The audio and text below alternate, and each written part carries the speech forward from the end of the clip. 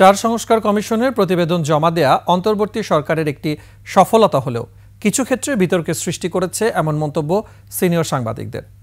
তারা বলছেন সংস্কারের নামে যেন তেন সংস্কার যেন না হয়, এক্ষেত্রে জন আকাঙ্ক্ষাকেই প্রাধান্য দিতে হবে। আরও জানাচ্ছেন তরিকুল ইসলাম।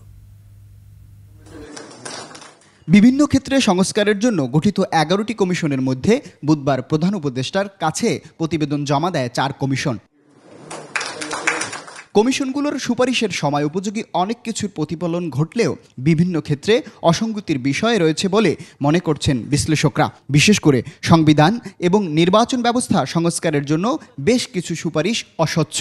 কিছু কিছু বিষয়ে আপত্তি আছে, কিছু কিছু বিষয়ে সমালোচনা আছে, কিন্তু সেটা আমাদের খুব একটা করার দরকার নেই। আমরা আলোচনা করতে থাকবো, সবাই আলোচনা করবে, কিন্তু আমি মনে করি যখন পলিটিক্যাল পার্টিগুলির সঙ্গে এটা নিয়ে আলোচনা হবে, তারা যখন আলোচনায় বসবে, তখন এইটাকে কাঠামো হিসেবে রেখে আমরা একটা ভালো কিছু পেতে পারবো।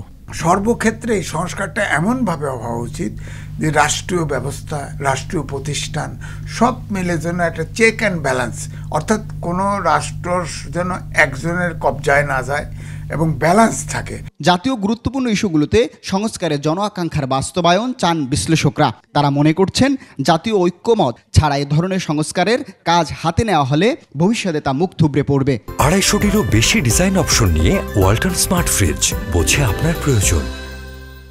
এই কমিশনের রিপোর্ট নিয়ে ওনারা পলিটিক্যাল পার্টিগুলো এবং সবাই একসঙ্গে বসবেন, বসে তাদের মতামত শুনবেন, কোনো একটা বিষয়ে কে কী বললো শুনবেন, যে ডেটে যেটার মধ্যে সবার সঙ্গে ঐক্যমত পৌঁছানো যাবে ওগুলো রাখবেন, যেগুলোর সঙ্গে অন্যরা ঐক্যমত পোষণ না করবে সেগুলো বাদ দিবেন। আলটিমেটলি এই সংবিধান কিন্তু যতই প্রজ্ঞাপন জারি করুক আর যাই করুক, পরবর্তী যে নির্বাচিত সংসদ আসবে সেই সংসদে অনুমোদন না করলে আপনার এই সংবিধান কোনো সংস্কার কোনো কাজে আসবে না। সংস্কারের নামে জনগণের অর্থের যেন অপচয় না হয় সেদিকে দৃষ্টি রেখে বাস্তব অবস্থার প্রেক্ষিতে সরকারকে এগোনোর পরামর্শ তাদের। নির্বাচিত হওয়ার পর তাদের না রাখার তো কোনো কারণ আমি দেখি না।